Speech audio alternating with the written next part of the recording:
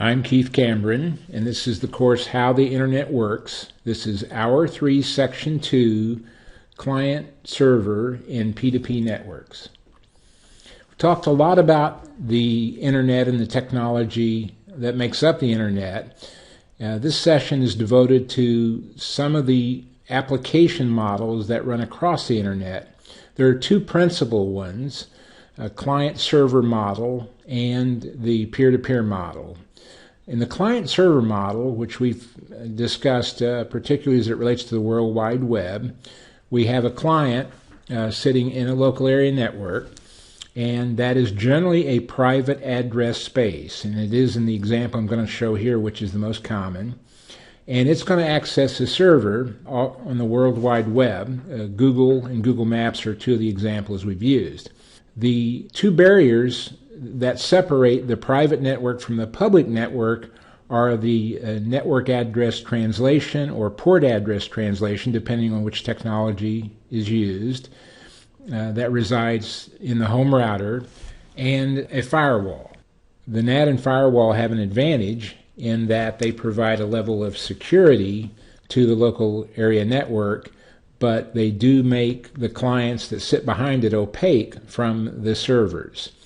The transactions across this client-server model have several characteristics. First of all, the sessions are always client-initiated.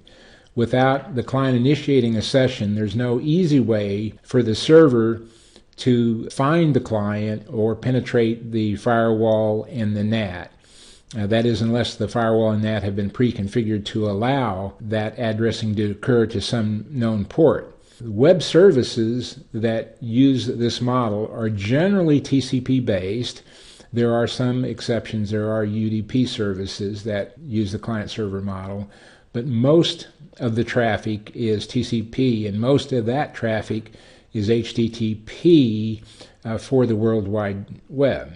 Now, when a World Wide Web session is initiated, multiple TCP sessions are usually instantiated, and those sessions tend to be rather short. So the TCP connections are made, content is delivered to the client, and then the TCP sessions are disconnected. This model, particularly for the World Wide Web, is transaction-oriented. That is, there's typically a get or a post from the client, and that is served from the web server, and that's the end of that transaction. The server in general has no notion of state, which is very different than other networks like the telephone network, where all of the switches along the path in that connection-oriented network do have a notion of state, and they maintain the state of the transaction. That's not true in most of the internet-based client-server models. Server-side technologies have evolved substantially over the 20-plus years that the World Wide Web has been popularized. Initially, in the web servers, we tended to have static web pages. Those were HTML, hypertext markup language pages, and they had fixed content so that clients would access those pages and see the same material until the page itself was updated. That has changed, and today many of the pages, of course, are dynamic. Dynamic means they change as a function of the dialogue that takes place between the client and the server. A good example is a shopping cart. When you go to a website and purchase something, then as you change your purchases, then the web pages are going to change in response to that, and the web pages you see are going to be unique to your particular session and experience. The interior architecture is an evolution where on the server side, different processors and different elements have come to perform specific functions. In a typical interior architecture, one server acts as the web server for the HTTP protocol, so that would be a web server like Tomcat, or WebLogic would be another example. Glassfish would be yet a third example. A second server would be an application server, whereas the web server is responsible for meeting the protocol and implementing that and maintaining the HTTP sessions, the application server would house the business logic for that particular site. Supporting them both are database instances that manage the application logic data and the session data. One of the characteristics of the web services, which I've already mentioned, is that they are stateless. And because the TCP sessions are short, there's no guarantee that the next time you click on a HTTP reference, you're going to end up at the same server. So if you end up at a different server, then how does the website keep track of decisions you've already made in the history of this particular transaction or session? And the way that's performed is the history is really recorded in the database, and then the server is able to identify which client this is and consult the database to pull that history and make the right business decisions for the next step in your session. To enable this entire process, their client-side technologies have evolved. Some of the earliest ones were cookies, which are name-value pairs that are stored on the client. HTTP browser provides that cookie information to the server each time you go back to the server. There are a variety of kinds of cookies that have evolved over the years. There are session-specific cookies, and there are third-party cookies for tracking, and so on, but that's one of the mechanisms. Another mechanism that's very popular and common are query strings. This is information appended to the URL that provides, again, name-value pairs that can be used to transfer state information back to the server on subsequent queries. The client-side functionality of the browsers was more limited in the beginning, and rather than try to make the browsers overly complex, the decision was made to allow plugins. Plugins serve different media types. In particular, file types like audio, video were served by plugins rather than having that capability built into the browser. That is changing. Client-side programming languages also developed. JavaScript is probably the most notable example, and it runs on the client rather than running on the server. That really speeds the client processing, means that the client doesn't have to go back to the server every time it needs to perform a new function or get a new piece of information. And finally, there are programs that are downloaded from the server in the form of applets or ActiveX components that run on the client side, even though they come from the server. So this all represents an evolution that we've seen for web services over the last 2 decades. Here's a simple HTML page that I prepared to give you a bit of an idea around how HTML works between the client and the server for those of you who have not taken the time to look at HTML before. The document's prepared, and like other markup languages, HTML is a tag language. Tags are enclosed in angled brackets, and they have an opening tag and a closing tag, and then the contents within that tag are marked by those boundaries. In this example, I've got an HTML body, and I have a header, and then a short video sequence, and the video tag has in it a source, and this is the source. It's an MP4 video, and the type, of course, is marked as that. And I've also got an image, a JPEG image. This illustrates how data is not restricted to text, but video and audio can be transmitted using HTML over this client-server arrangement. Now, to see what this looks like, I simply wrote this script into a small page, and I have a Tomcat server running on my host, which will show us. This is the result of that little bit of HTML code, and this is taking advantage of HTML5. I mentioned plugins earlier for video, but HTML has a native capability for video, and that's what I'm using here with a Chrome browser. So this is the video with the native control, and this is the JPEG.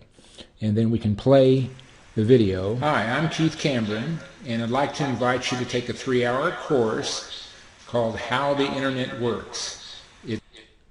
And so that illustrates HTML and how the browsers have evolved. Previously would have been done with a plugin, but as of HTML5, Chrome, Safari, and many other browsers, Firefox and Internet Explorer to a lesser extent, support these native controls.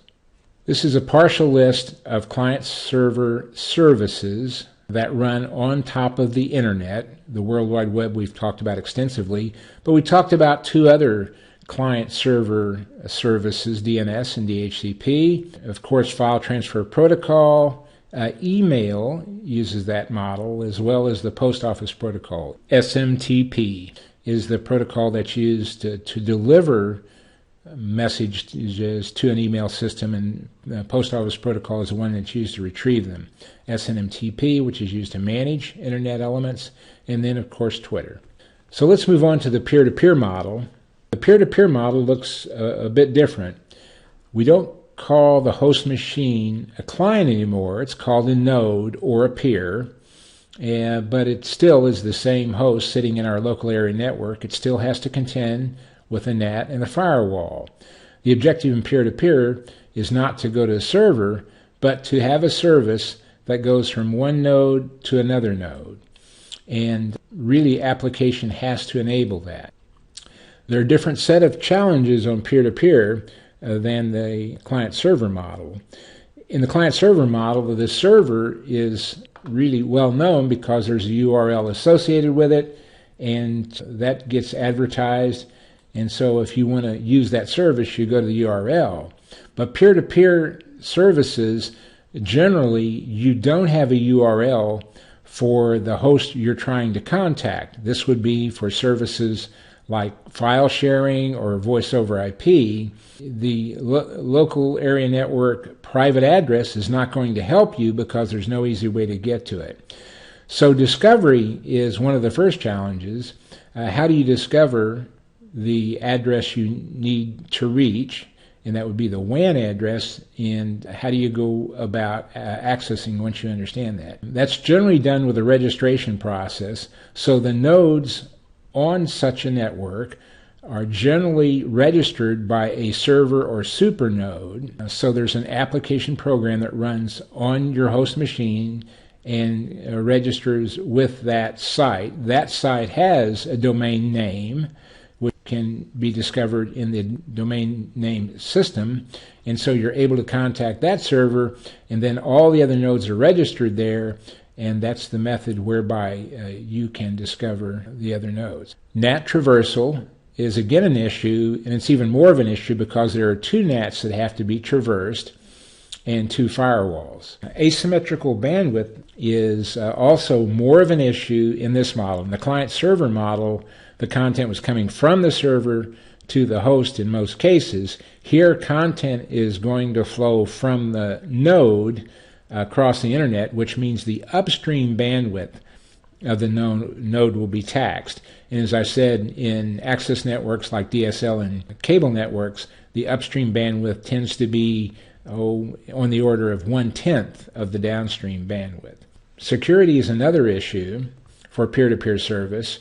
We need to traverse the NAT and firewall, which means some sense we're going to poke holes in them and defeat some of the characteristics of those 2 devices. And in so doing, we have the potential to open up some security issues for our local area networks. And finally, optimization. Peer-to-peer networks can be either structured or unstructured.